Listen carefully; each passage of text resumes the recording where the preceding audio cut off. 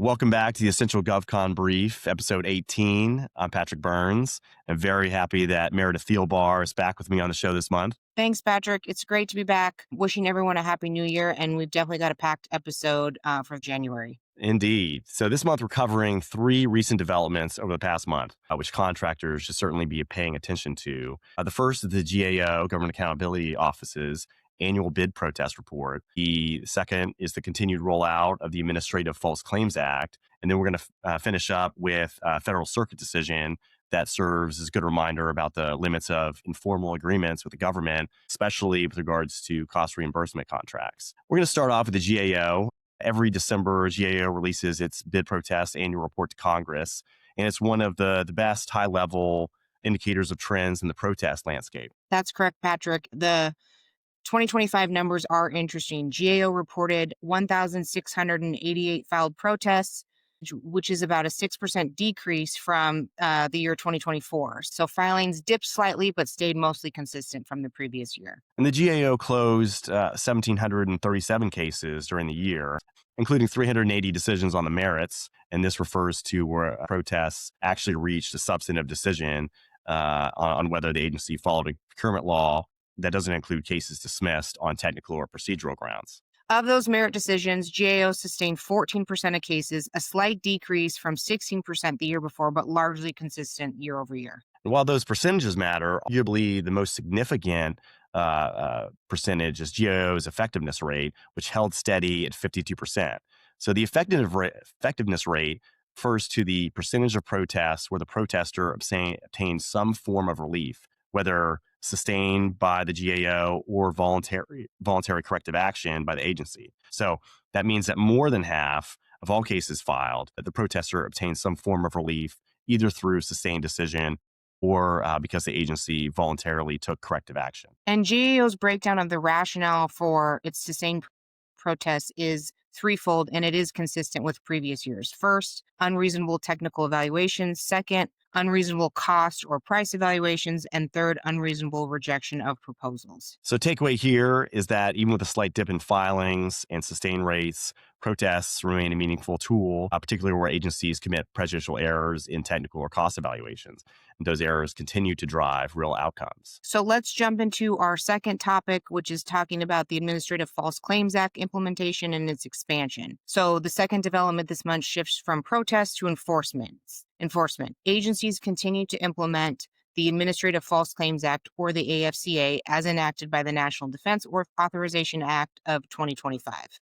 At a high level, the AFCA closely mirrors the traditional False Claims Act, but with an important difference. It allows agencies to pursue certain alleged false claims and false statements through administrative proceedings, rather than relying exclusively on the Department of Justice in federal court litigation, as with the False Claims Act. As we saw a notable step forward in December when NASA issued a proposed rule on December 30th of last year, signaling that it plans to adopt AFCA procedures in accordance with the NDAA. And when the rule is finalized, NASA will have the authority to pursue alleged misrepresentations administratively, things like invoicing issues, performance-related representations, and compliance with certifications, without relying on the Department of Justice to decide whether a False Claims Act should be pursued. And public comments on NASA's proposal are due February 13th, next month. And NASA isn't alone either. Other agencies, including the Nuclear Regulatory Commission, the U.S. Postal Service, and the Railroad Retirement Board, have already finalized AFCA rules, and we, of course, expect more agencies to follow. And from a contractor perspective, this is really about risk shifting. Agencies now have more tools to address alleged compliance issues internally, which means contractors should expect closer scrutiny of certifications, cost submissions, and statements during contractual performance. All right, so for our final topic, we want to spend some time on a Federal Circuit decision that really matters for contractors working under cost reimbursement or cost plus contracts. And before we get into discussing this specific dispute itself, it helps to level set on one concept that drives the entire case, the overhead pool. Under a cost plus contract, the government reimburses a contractor for two broad categories of costs. First are direct costs, items that you can tie directly to the contract, like labor or materials. And second are indirect costs, which are shared business expenses, supervision, facilities, and program management. And so the shared expenses get grouped together into what's called an overhead pool. And as you can imagine, that overhead pool is not reimbursed on a dollar for dollar basis. Instead, it's allocated across the contractor's overall government and commercial work based on a formula.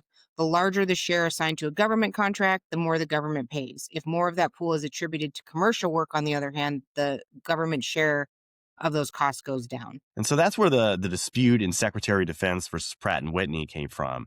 Pratt and Whitney had both government defense contracts and commercial engine programs.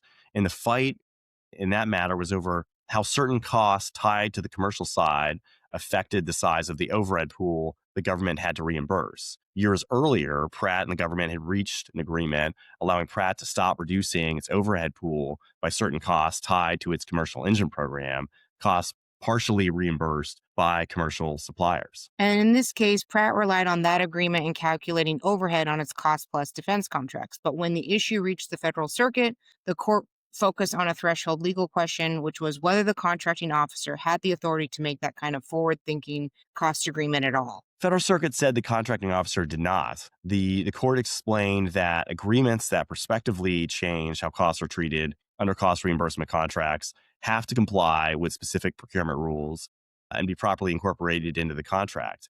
Even though this agreement arose in the context of resolving disputes, the court emphasized that a settlement is still a contract, and if government contracts are only enforceable if the government official had actual authority to enter into the agreement. And here, because those requirements were not met, the court held the agreement could not bind the government, reversed the board's decision, and sent the case back for further proceedings. So the takeaway here is pretty straightforward.